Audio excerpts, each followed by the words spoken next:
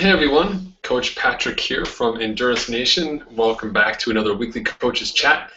Tonight I'm going to be talking a little bit about racing, triathlons in the rain. This is an honorary Ironman Lake Placid podcast. Since I've been a little too aggressive and snacking on the cherries here, so I apologize for my bad food habit. Daisy is here, as always, in the house. She's got lots of great advice for you about how to handle the rain, for sure. Let me just head over to the chat room real fast to let people know that we're here. Okay.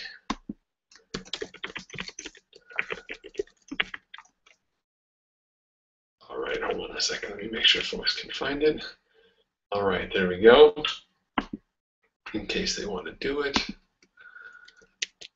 Hold on 1 second. And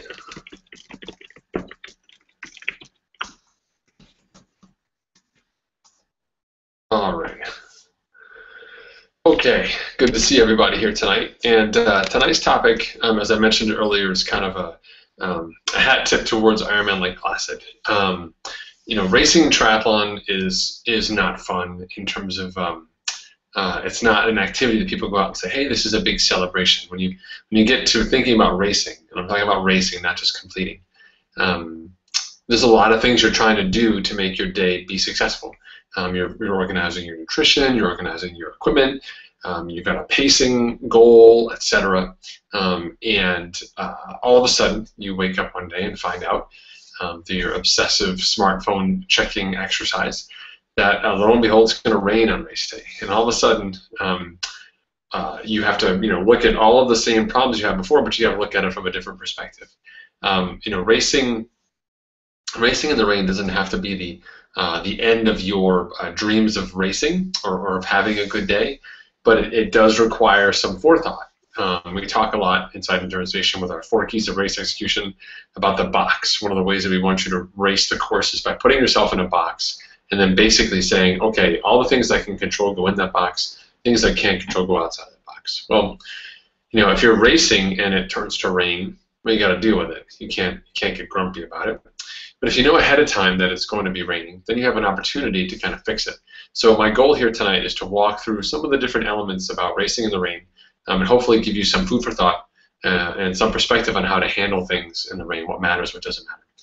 At the end, I'll be happy to answer your questions. You feel free to type them in the chat window. Everyone on the team, I'll be happy to come back and answer them. And of course, I'll stick around if you have any other training questions for me. But tonight's topic will be pretty much on racing, triathlon, in the rain. All right. So first and foremost, number one consideration is safety. Hands down, safety. I always joke around that you can tell a triathlete when they ride by you on a bicycle because when you wave to say hi to them, they go to wave back and then they swerve 10 feet to the left because they're not holding on with 2 hands. That situation, that problem, only becomes more exacerbated in a situation when the roads are wet. And people just in general are nervous and not happy about riding. So the first and foremost thing you need to think about is your safety. And when I think about racing in the rain and being safe, it's primarily the bike. You don't really feel the rain in the water. And on the run, it's not dangerous to run in the rain per se, but it can be dangerous on the bike. So some things to think about. Number one, I want you to think about braking. The function of braking, obviously, to slow yourself down, either before an obstacle, before a stop sign, before an intersection, or before a turn or a descent. It's important to you to know if the course is going to be wet. You need to know all of sort of the trouble areas of the course, so it's really helpful that you know the course ahead of time, or at least you talk to people about it, or you drive the course, or you have a chance to explore it, or hear other people's versions. If you're on the team, you can read race reports and learn, or connect in the forums. But you want to understand kind of where the tricky points are in the course, so you can brake even more in advance than you normally would. When the brakes are wet, it becomes much harder to slow down. And so you need to anticipate wanting to slow down. So whereas before you would brake in anticipation of a turn, now you're braking earlier in anticipation of where you would normally brake before you were anticipating that turn. So it just adds that extra layer of time beforehand because you're going to need it to be able to brake. So you want to brake ahead of time. And then I want to talk about turning. When the roads are wet, when roads are dry, you can really kind of lean your bike around. You can really drop the bike to one side, etc. When the roads are wet, the bike can easily slide out from under you. So we don't really move the bike very much when we're riding in the rain. Instead, we move our body. Okay, so we're going to lean our body a little more out to one side because we're not really going to turn that bicycle. So we want to be very careful with how we handle the bike in the rain. Not very many of us have ridden in the rain in various conditions, and as such lack that skill set. So be very mindful on turns, and again, remember that we're not really leaning the bike or being very dynamic with how we handle that bike. We want to keep the bike as upright as we can all day long. Okay. In terms of the run, the only element that really comes to mind for me for danger for rain, A, is lightning, and if it's lightning, then you have to make your own call about safety. But B is your clothing. If you don't pick the right clothing to stay warm, it's easy to get very, very cold. And your body, when you are racing, a half distance or a full distance, you are putting yourself in a place where your energy systems are running very low, and your ability to multitask from an energy system standpoint is minimal. And so, your body's like, I need to, take care of the brain. You got the basic nervous system functions, breathing, blinking, all that stuff going on. This lady, she still wants to run. Apparently, she's moving her legs at 8:30 pace, so I got to keep those things going. And oh, by the way, she's also, getting really, really cold and waterlogged. Well, on my overall scale of important things, it's not as important to me, says your body. And ultimately, you can put yourself in a bad place. You could become hypothermic and so on. So it's very important to know how your body handles wet conditions and to plan accordingly with your clothing. And I'll talk more about clothing later. But I did want to point out that from a safety perspective, a warmth on a wet day can be critical. If it's 90 degrees and you're racing in Hawaii and you get rained on, you're super happy until the rain stops and then it turns into some sort of convection oven with the humidity. But if you're racing in Lake Placid, for example, and it's 60 degrees at the start and then it rains on you and you're going down a big descent, and all of a sudden you feel like it's 45 degrees, that can be dangerous, when you start to get really, really cold. Okay?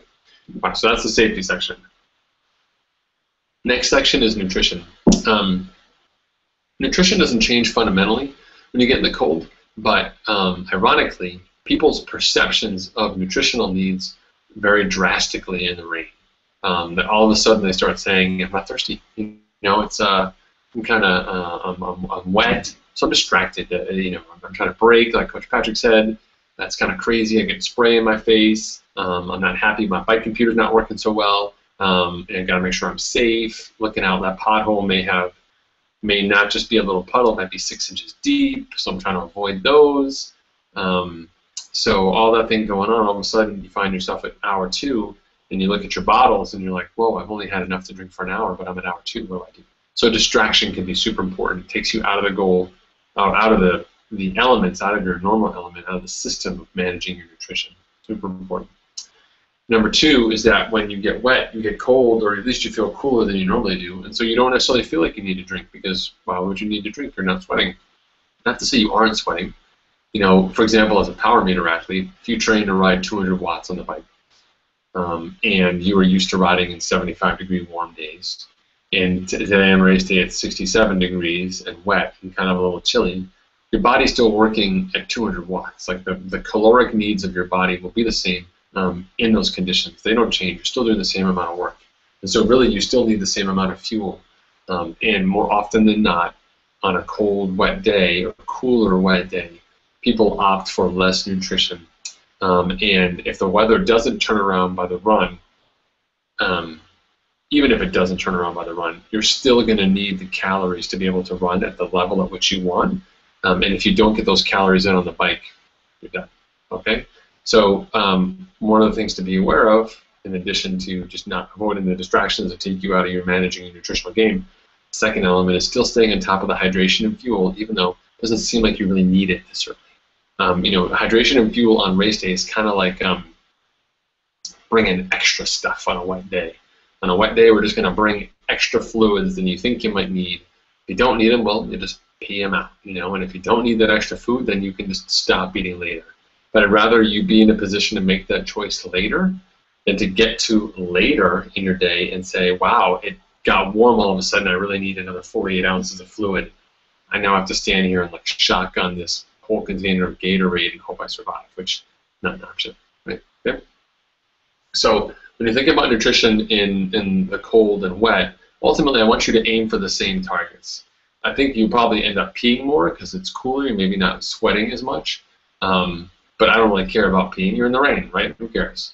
And then if you start to experience discomfort or burping, etc., because your body's not processing those calories the way it might normally do in training or in your race rehearsal or in a prior race, then you can kind of back off a little bit. Maybe go, I eat something every 30 minutes. I might bump that back to 35 or even 40 minutes for a cycle just to see if I can keep the calories in, but maybe need a little more time. Okay? All right, so that's the nutrition element. We talked about safety and nutrition. Number 3 is your clothing. And clothing is an important element. Someone on the board said there's no such thing as a cold race, just bad clothing choices. And I definitely agree with that to a certain extent. So knowing your course will help you make the right choices, but we'll get into that in a second. So number 1, for the swim, you need a wetsuit and goggles, just like any old day, right? Swimming in the rain is actually beautiful, relaxing. It's awesome. You'll enjoy it, okay? Riding your bike in the rain, not so much. So you'll want to stay warm, but we don't want to be too dangerous. I have literally seen people at Ironman Lake Placid riding a $5,000 bicycle inside a gigantic hefty bag where they've poked their arms out the side and their head out the top in a makeshift poncho. Like literally $5,000 bicycle, but can't afford a $40 vest. Invest in the vest. Do yourself a favor, right? So I'll get to that. So we want you to stay warm, but we don't want it to be too complicated. So arm warmers are a great solution. They go up, they go down, cold, hot, etc. They're super helpful. If you don't want to wear your own arm warmers, because you probably won't want to throw them away, then you can just get a pair of tube socks. Just go to any store, you can buy the 6-pack of tube socks. You and all your friends just cut out the toes. All of a sudden, you can just pull those over your arm, just like an arm warmer. Voila, your arms are warm. Okay, still keeps you in your tracksuit. I do recommend that bike vest because sleeveless, so it's a companion with your arm warmers. They're usually generally pretty snug fitting, so they're not going to be blowing around too much or be a distraction. They have zippers, so as you get hot and when you start to climb, you can unzip it, and then when you descend again, you start getting cold, you can zip it back up again. Like that plastic bag has got no options. You either just wicked hot or you're freezing, right? So a bike vest is very useful, and they also usually fold up pretty well. You can stick it in a back pocket, save it for later, or something like that. Okay. Gloves can also be an option for you. Just again for safety reasons, so your hands don't slip off the bars, but perhaps also keep your fingers warm as well. So you want to look into that. Some people have raced; they've just bought like gardening gloves and raced in those. Other people will race in proper gloves. It's up to you. How long you expect to be out there and how much you're affected by the cold. Okay. The most important thing about the bike, though, is wanting to be able to see. Like, we got to be able to see what we're doing. So I do recommend a set of clear lenses if you have them. I wear Smith optics, and they all come. Each pair comes with like an interchangeable lens system, and so I've got like a yellow, like an amber lens, a traditional lens, like polarized, and then a clear lens for the darker days or the rainy days. So I would go with a clear lens on a rainy day. I don't really need UV protection or polarized stuff in my eyes. I just want to protect my eyes from the rain and any debris that might be spraying up at me from someone else's rear tire. Okay. Something that someone gave me way back at the Tour of California quite some time ago was a product called Rain-X. It's like a squirt solution. Literally, you just squirt it on the front of your glasses. I think I did it on both sides. And you kind of rub it on. It becomes a film. It dries on those glasses. And then what happens that when they get wet and the rain hits it, it just beads right off of it, essentially repels water off the glasses. And so what that means is you don't have that sort of water humidity sense where the moisture through the temperature of in the wind hitting you and then the temperature of your skull, kind of have that moisture build up and the rain build up on the lens itself, and all of a sudden it's raining but you can't quite see because the rain has sort of affixed itself to your glasses. This product just keeps that water beating off, so it actually makes for a very pleasant cycling experience in the rain. Makes riding the bike very, very simple, very visible. And again, that's pretty darn cheap on Amazon, for example, or something like that. So, clothing for the run. On the run, again, staying warm is important. You may or may not opt for those arm warmers if you still have them. But you definitely will want a visor or a hat because you're going to want to keep the rain, if there is any, out of your eyes. And just a simple brim on your visor or hat will do that effectively and make your life a lot easier. It's very annoying to be pelted in the face with rain, especially when a simple thing like a visor solves it in 2 seconds.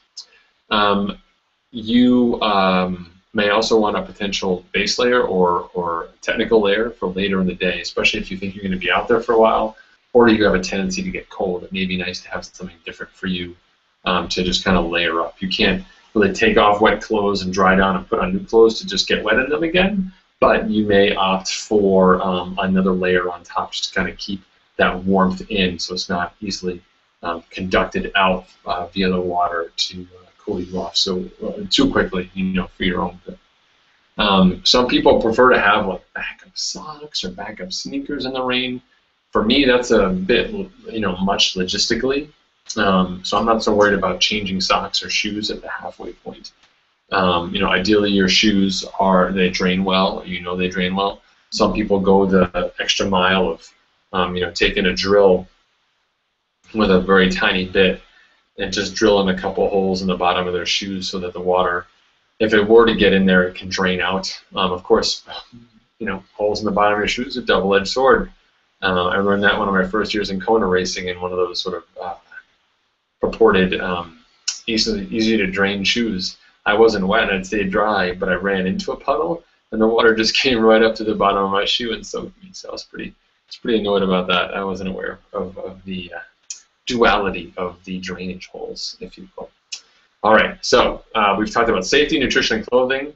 The next topic for us here is equipment. As I mentioned earlier, please put those questions up in the chat window. I'll check them out. So from an equipment perspective, outside of clothing, from an equipment perspective, you're going to want to take care of your bike beforehand. If you can keep your drivetrain dry, if you can get a plastic bag safely around your front shifter and your rear cassette, just so that doesn't get overwhelmed with water, overloaded, or rusted, damaged, etc., just sitting out exposed for a day, then that's definitely worthwhile doing. I'm not so worried about my seat staying dry, because generally you're coming out of water as a triathlete and your butt's going to be wet anyways, so that is what it is. And people don't put their computers on overnight. You'll have that in your room. But you will want to check that you're set up and transition the next morning, that everything talks to everything else and nothing's gotten too waterlogged to reduce its functionality. If your transition bags stay outside, in Ironman Lake Placid, for example, they actually hang on a double rack. It's got your number and it's got like a fish hook at the top and another rack and a fish hook at the bottom. So your T1 bag, swim to bike, is on top, and your T2 bag, bike to run, is at the bottom. And some people tie those off at night, and hopefully that will keep the rain out. But other people I know have gone as far as to just buy those bigger Ziploc bags. So, something like this size here. I've got a big Ziploc bag with all my stuff, and they buy kind of a bigger Ziploc bag. They can put their shoes in there or their socks or whatever they need. So even if that bag gets wet overnight, on race day, they don't have to worry about it so much. They get their transition bag, and they can just zip it open and get what they need out of this bag, right?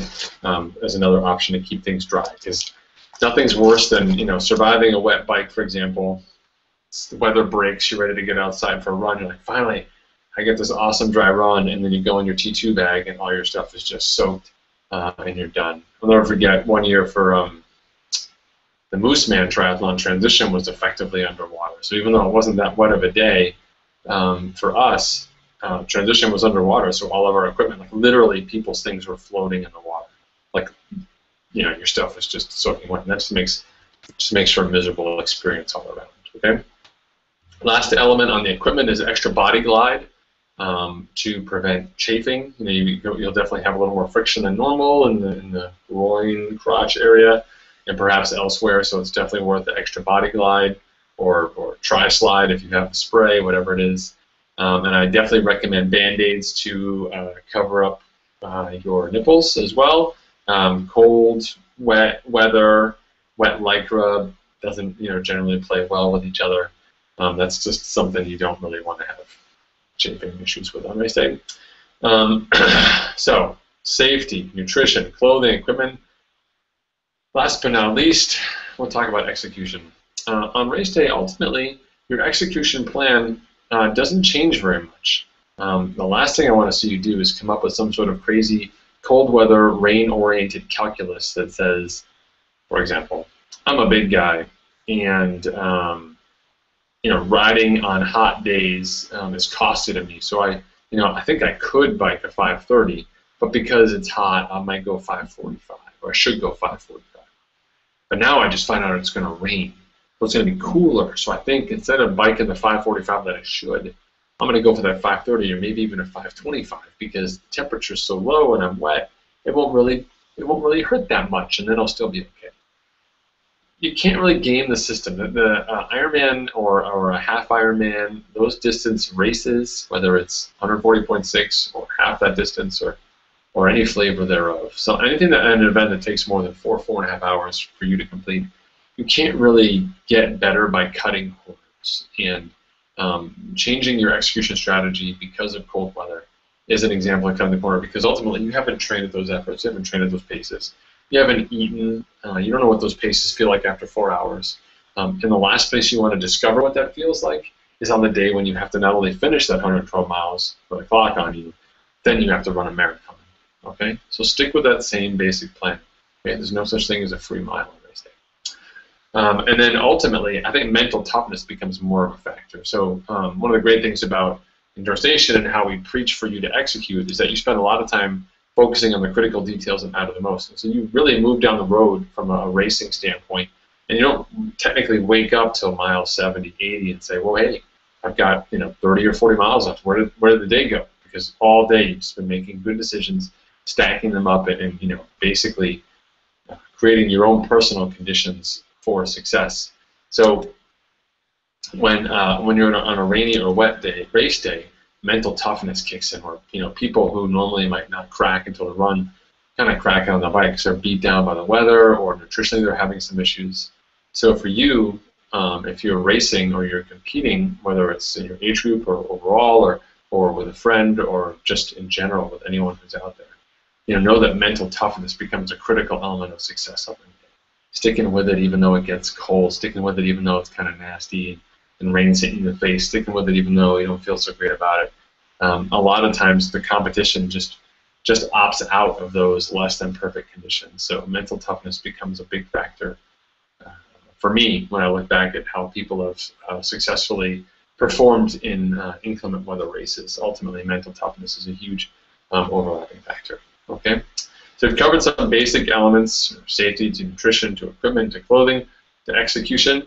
I also just want to say that at the end of the day, practice makes perfect. I get a lot of notes from people who say, Coach, it's kind of wet out, it's going to rain, it's not so great, so I think I'm going to go on the trainer. How many hours should I ride on the trainer? At some point in time, having familiarity in the rain, being comfortable with riding in the rain, understanding about braking, turning, descending, climbing, your nutrition, having to pee, etc. That whole sort of understanding of who you are as an athlete, but moved in the context of a rainy day, is actually important.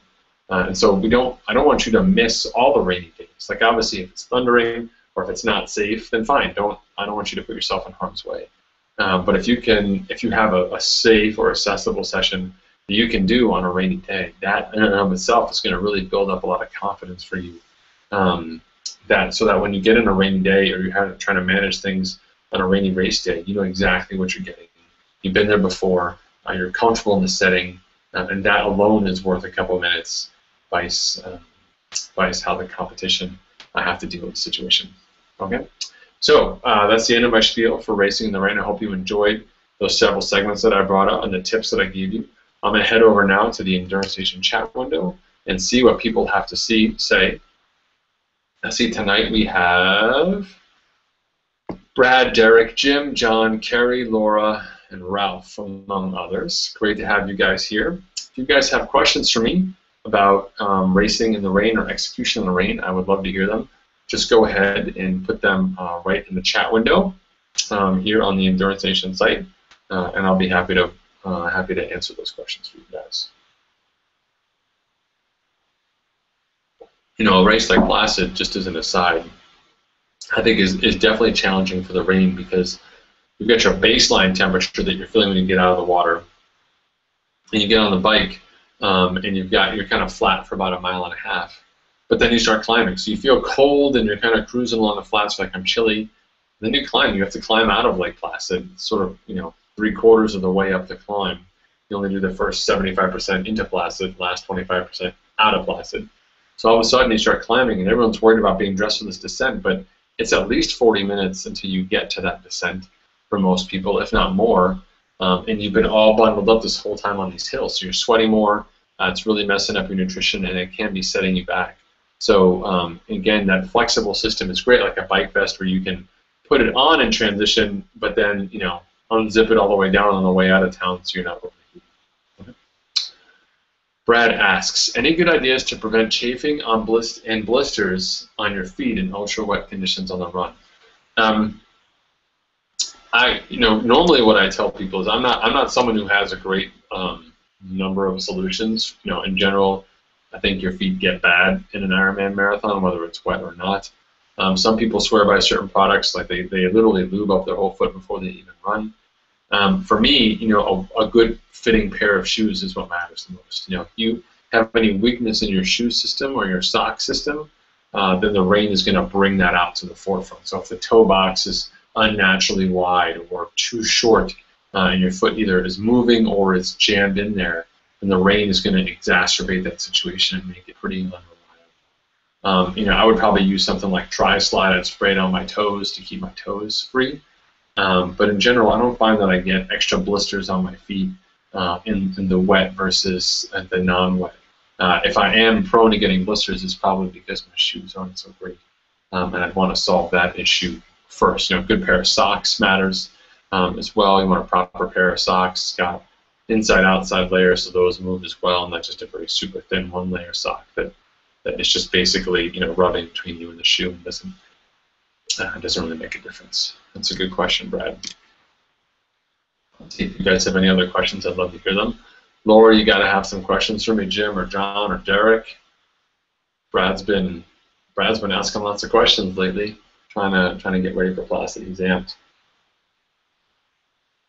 Speaking of Placid, I'm looking forward to seeing you guys on Friday at the Four Keys of Race Execution Talk, 10 a.m. at the Palace Theater, Main Street, Lake Placid. Free to anybody. You can RSVP online. Find the link at endurancenation.us under the live button. Please bring your friends, bring your teammates, bring your enemies, whatever it is. I'm happy to talk to everybody and get your head screwed on straight on race time as well. One of the other elements I think that really changes with riding in the rain is the spray off the rear wheel. Some people don't mind it, but a lot of times it can get really annoying. You just kind of get mud or spray into your face. Ideally, you're behind someone who, just like if you were drafting and swimming, kind of holds a straight line, and so you can hold a straight line. So they're always off to your left. They're always 3 bike lengths away. You're pretty good. If someone finishes a bike in a wet, nasty day and they're covered with stuff, they were riding in a group because that group got them all dirty. The guy or gal who finishes, who's the cleanest after a day like that, and by clean I mean literally clean, like physically not that dirty, ends up being the true athlete on the day because they avoided those crowds and made things the best. All right, so Carrie has a question. In Eagleman last year, I had to run through 18 inches of mud. Yikes. To get out of transition on the bike course. Would you put bike shoes on before running through the mud or after? That's a good question. I think I might do it after. I'd want to scope out the area first and foremost. A place like Lake Placid is not going to have serious mud. They'll put stuff down on the carpet, so there's generally grass there, so it doesn't get that nasty. But I really would want my cleats to fill up with mud because it'll be hard for me to clip in the Lake Placid start out of transition. You've got that tight turn into a quick descent. You want to make sure you're fully clipped in before a problem. So I would definitely want to see that. I'd want to see what it looks like. If it's totally terrible, I'd probably do it without and then just wipe my feet. If my feet are muddy inside my shoes, that's not so bad. Or even I might have a water bottle on my bike. I can run with my bike shoes. My feet get dirty in the mud. I stop, throw my shoes down, get a water bottle, squirt my feet off quickly with the water, put my shoes on, and I'm out of there. Pretty straightforward. Not as clean as you might like, but I would look at that as well. That should be some good advice for you guys. Looks like Jim is going to be at the Placid Talk. Jim, awesome. Going to be great to have you there and to connect. Thanks for checking in. It is 9:35. Does anyone else have questions about doing things in the rain? Sometimes clouds can affect your GPS reception, so you want to plan accordingly for that. Let's see. If it is going to be wet, your friends and family will want to pack like ponchos and umbrellas and so on, and probably some couple changes of clothing if the hotel or place where they're staying is not nearby, just so they can, get out of those clothes. Just like you, after the end of the race, will need to sit down and put on some different clothes. So too will your friends who are just, cold from standing around. At least you're racing. All right, John says, well, Laura asks first. Laura, you beat John to the punch. Sorry, John. Laura says, thanks for the info, Coach. I do have a question regarding training this week. Thursday is bike course recon, and I just want to confirm. You want us to do the climb out of town and descent, right? Yes. On the bike course recon at Ironman Lake Placid, I recommend that you ride out of Lake Placid proper. Don't go behind the school and do all that madness. Just ride out the road, ride out the Highway 73, whatever, and then climb out past the ski jump and do those climbs out of town, and then do the descent. Now, ideally, you do this if it's not pouring with rain. If it's pouring with rain, then we defer and we'll strategize differently using our chat tool as a team. But what's great about this ride is that it ends up being just under 20 miles. But on more than roughly 50% of it is downhill and just kind of cruising. So you're not really going to beat yourself up that much, and it's an opportunity for you to push your race effort, race watts, race heart rate, and inside the context of your race system with your bike and your kit and so on, it puts it in a place where you can really see what those numbers give you. So, for example, if you plan to ride 160 watts on race day, you get out there and you start riding by the ski jump hill at 160 watts, and you see that it says 7 miles an hour or 6 miles an hour, and you say, all right, self, this is okay because I'm going to be stronger later, etc. And you're just kind of orienting yourself during that ride so that you're more confident when you're making decisions and managing information from a day-to-day basis. All right, let's see here. John says, if the weather's really, really bad, would you lower your goal power number for the ride with the anticipation that due to the weather you're going to be out there a little longer? No, I would just roll with the current watts, John. That's a good question. His question was, do you lower things because you're going to be out there longer? Generally 10 to 15 minutes is not going to break the bank. And on a wetter day or cooler day, generally the heart rate cost or average heart rate cost will be lower just because it tends to be cooler and you stay cooler. So I wouldn't change those expectations. Again, I would focus much more on the nutritional side of things and just ride your race plan without the temptation to kind of cut corners and see if you can find some speed. Carrie and Ralph, thank you so much for your kind words and for tuning in, everyone else. You too. It is 9:38 here. So I will be on the forums, obviously. We'll have the live text tool going up on Wednesday, so everybody will be able to connect online as you make your way up to Placid. We have our team dinner on Thursday night, which is awesome at the Cowboy out there in Placid, out on Sarah Placid Road. And we have the Four Keys of Race Execution Talk Friday morning at 10 a.m.